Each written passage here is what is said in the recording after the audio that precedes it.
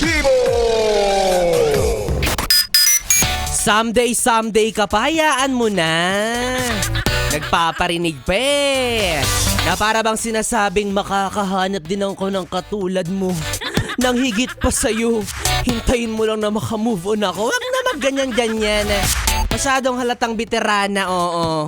Kapag iniwan ka, ipakita mo kung sino ka, palitan mo ng 5, ganon. Hina-hina mo naman.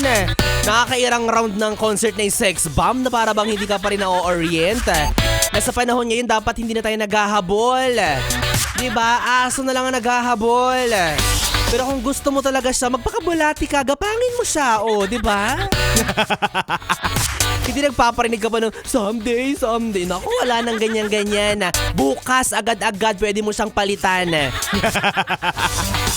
Shout out po sa mga yes pre natin na nadaot. Oo, yung mga yes pre natin na nasulot.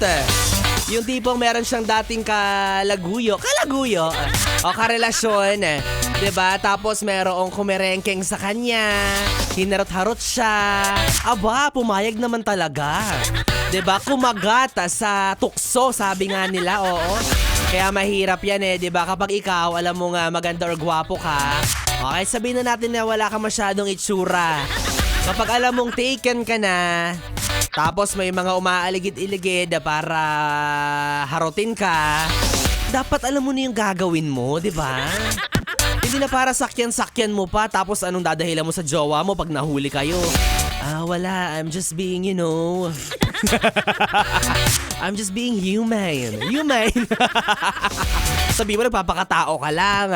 Sabihin mo, nire-respeto mo lang. Hindi ganon. Kapag kaya mong irespeto ang ibang tao, dapat top of it, mas gusto at kailangan mong irespeto ang taong mahal mo. Yan. Ngayon tayo nagpapadala sa tukso tapos sabihin, wala, lalaki lang nadala sa tukso. Nek-nek mo, ginusto mo rin yan. Una sa lahat, ikaw ang nakakaalam na meron kang jowa, meron kang asawa. Diba? Wala na sa hulog kung makikipaglandian ka pa sa iba.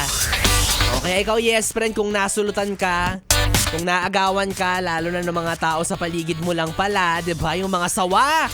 Oo, mahirap yan. Yung akala mo isang kaibigan tapos dinadaot na pala yung jowa mo. It's a no-no.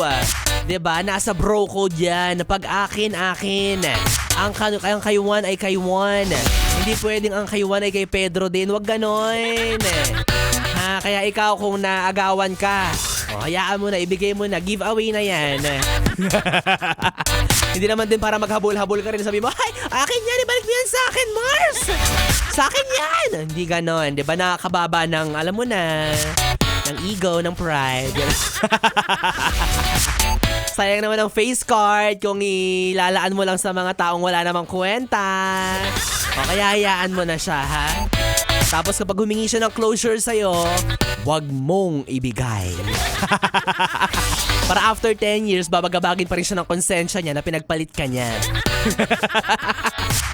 Wala naman mga yes friend, ako wag niyo ako ipagpapalit dahil makakasama niyo po ako hanggang mamayang alas 12. DJ B-Boy Bibo.